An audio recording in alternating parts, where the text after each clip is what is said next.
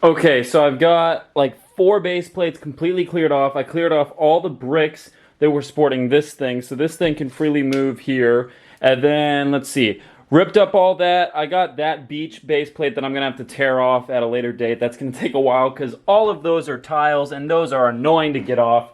And then I thought this was funny. I literally flipped over this base plate, and you can see all of the support bricks in all the corners of these 4x6 plates just so neatly there. And this thing is like held together just like that. So I just got to break it up. And then this is my tan bin of parts to sort later. So it's going to be pretty much all tan plates and filler brick, which will be pretty easy to sort afterwards and take apart afterwards because they stand out, you know, tan and all this blue and red, so that's pretty easy to pick through. So I've just got to clean up and do this one. See, watch this. So there's a base plate here, and just like that, it comes off. It's kind of satisfying.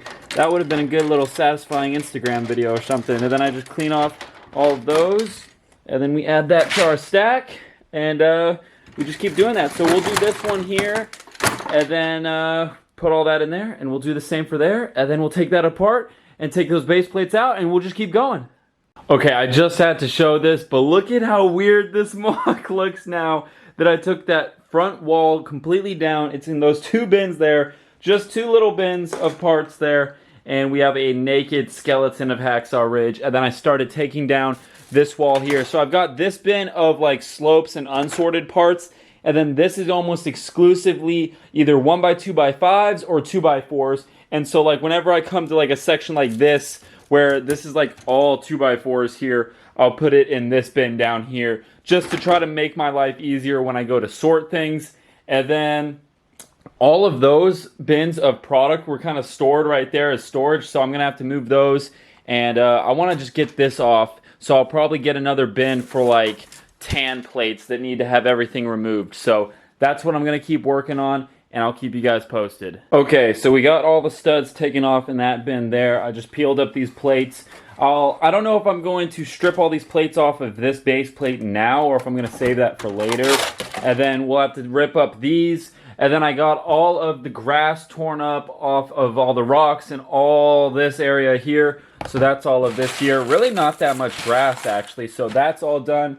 So I can set this down there. And then I just started tearing up the bunkers here. So obviously I had to kind of tear into here. I'll tear up these rocks next.